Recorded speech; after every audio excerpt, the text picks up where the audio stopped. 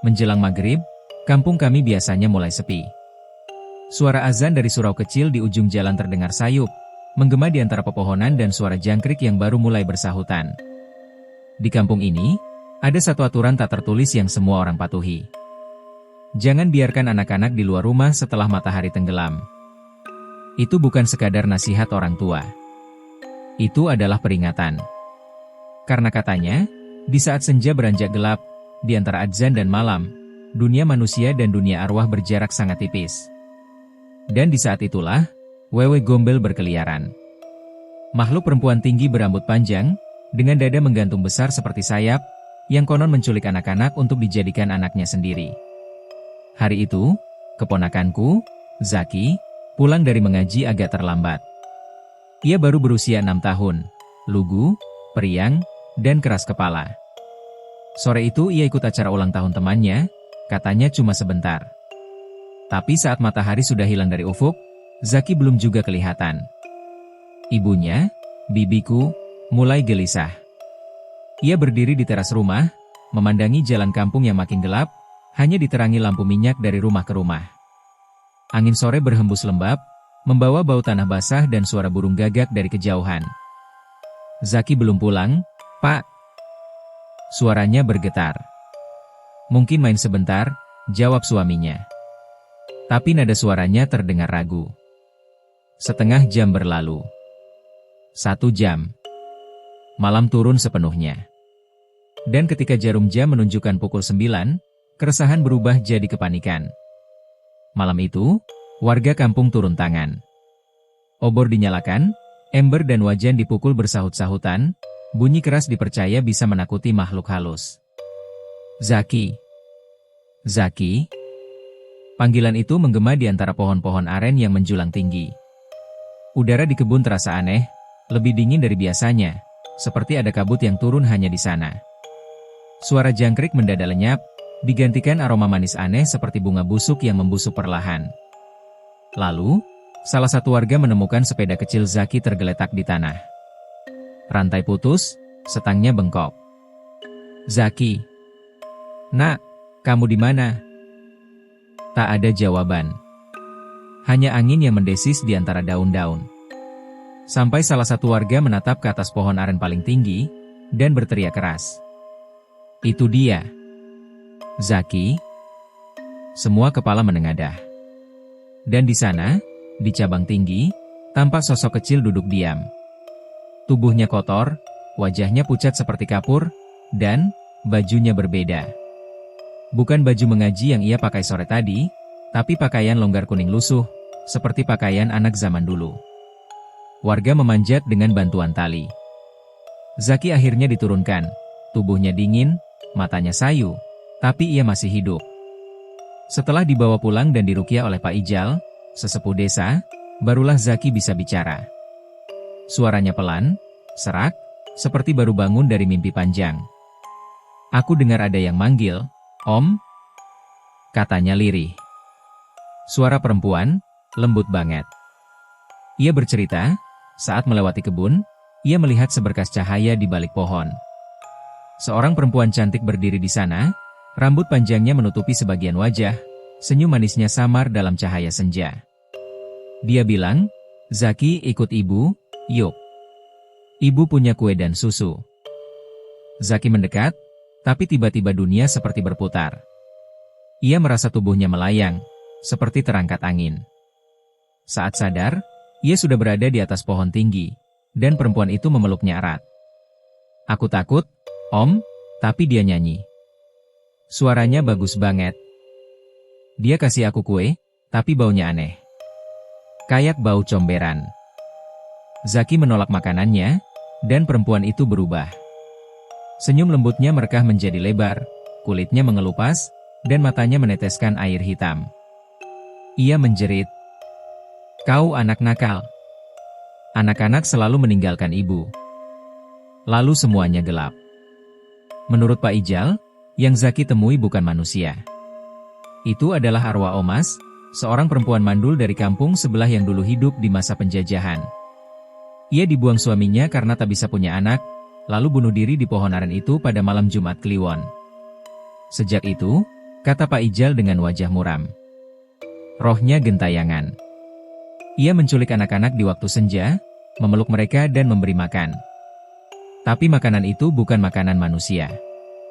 Itu, kotoran, yang disulap agar tampak enak. Jika Zaki sempat menyentuh atau memakan makanan itu, kata Pak Ijal, ia mungkin sudah bisu seumur hidup.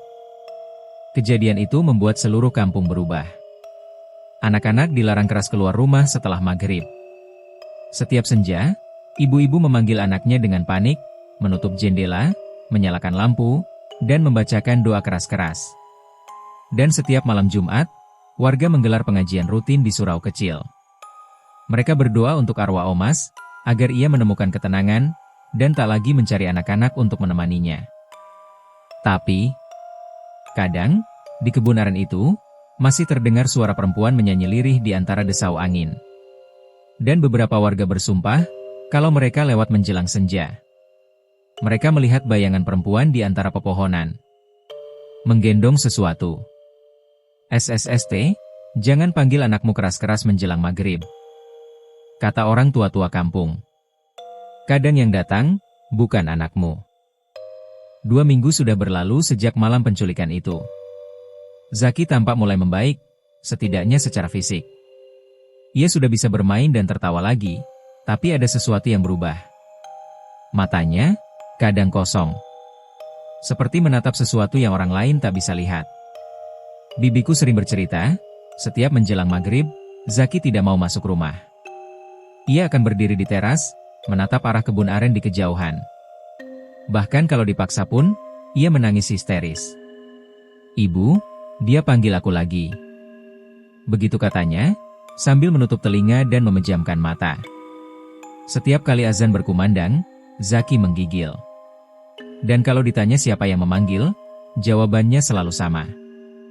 Ibu yang di pohon.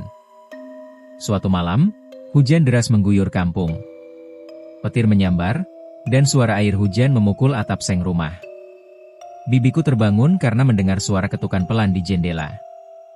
Tok, tok, tok. Awalnya ia pikir angin, tapi ketukannya berirama. Pelan, sabar, seperti seseorang menunggu. Ia berjalan ke ruang tamu. Dan di sana, di dekat pintu, Zaki berdiri diam. Matanya menatap ke arah jendela, wajahnya datar, tanpa ekspresi. Zaki, ngapain berdiri di situ? Tanya bibiku. Zaki tidak menjawab. Ia hanya menunjuk jendela dan berbisik lirih. Ibu udah datang. Dia mau ajak aku main lagi. Bibiku menoleh perlahan. Di balik kaca jendela yang berembun, terlihat bayangan seseorang berdiri di luar. Rambutnya basah, panjang, menutupi wajah. Tangannya menempel di kaca, dan dari sela-sela rambutnya menetes air berwarna hitam. Keesokan harinya, bibiku langsung memanggil Pak Ijal. Sesepuh itu datang dengan wajah serius, membawa botol kecil berisi air doa dan seikat daun bidara. Begitu masuk ke kamar Zaki, ia berhenti. Udara di dalam terasa lebih dingin dari biasanya, dan bau bunga melati samar tercium. Dia belum pergi, kata Pak Ijal lirih. Roh itu masih melekat di anak ini. Pak Ijal menyalakan dupa dan membaca ayat-ayat ruqyah. Tapi di tengah doa, Zaki tiba-tiba tertawa kecil. Suaranya bukan suara anak 6 tahun, melainkan suara serak perempuan dewasa. Kau tak bisa pisahkan kami, dia anakku sekarang. Lilin di meja padam sendiri. Angin berhembus dari arah jendela yang tertutup rapat, membuat tirai berkibar liar. Bibiku menjerit, memeluk suaminya erat-erat. Pak Ijal berusaha menenangkan mereka, lalu menyiram air doa ke arah Zaki. Anak itu menjerit keras, lalu pingsan. Setelah sadar, Zaki tampak tenang. Tapi malamnya, bibiku melihat bekas merah di leher Zaki, seperti tangan yang mencengkeram dari belakang. Dan dari kamar Zaki, sering terdengar suara perempuan bersenandung lirih di tengah malam. Lagu itu sama persis dengan nyanyian yang Zaki ceritakan dulu. Nina Bobo, oh Nina Bobo. Kalau tidak Bobo, ibu gendong ke pohon. Warga yang lewat depan rumah sering melihat bayangan perempuan duduk di pohon mangga depan rumah Zaki, menatap ke arah jendela kamarnya. Beberapa mengatakan, Mereka juga mencium aroma melati bercampur bau busuk saat melintas. Suatu malam Jumat, Pak Ijal kembali datang. Ia membawa kendi air, garam, dan kain putih. Ia bilang, Roh Omas tidak akan tenang sebelum mendapatkan pengganti anak yang ia cari. Tapi dia sudah memilih Zaki, kata bibiku panik.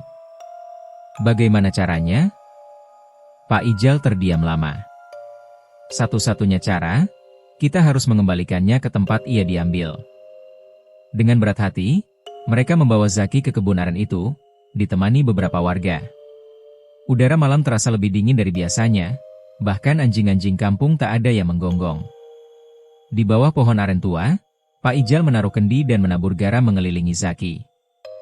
Lalu ia mulai membaca doa. Tapi tiba-tiba, suara tangis perempuan terdengar dari atas pohon. Pelan, memilukan, seperti ibu yang kehilangan anak. Daun-daun berguguran meski angin tak bertiup. Dan dari kegelapan, turun sesosok perempuan dengan rambut panjang, wajahnya pucat kehijauan, mata hitam pekat. Anakku, kau kembalikan anakku. Suaranya berat, gemetar, tapi menyayat hati. Zaki menatap sosok itu dengan mata berlinang, lalu menjerit keras. Pak Ijal terus membaca doa dengan suara lantang, dan sosok itu menjerit, suara melengking yang mengguncang dada semua orang di situ. Api obor berkedip, lalu padam. Ketika cahaya kembali, sosok itu sudah lenyap. Hanya bau melati yang tersisa, dan tangisan Zaki yang tak berhenti. Beberapa hari kemudian, Zaki sembuh sepenuhnya. Tak ada lagi yang aneh. Tapi setiap malam Jumat Kliwon, di sekitar kebun aren itu, warga masih mendengar suara tangisan samar, seperti perempuan yang kehilangan sesuatu. Pak Ijal bilang, arwah Oma sudah tidak jahat lagi. Ia hanya masih mencari. Bukan untuk menculik, tapi untuk menatap dari jauh. Dan sampai sekarang, setiap kali senja datang, semua anak di kampung pasti sudah di dalam rumah.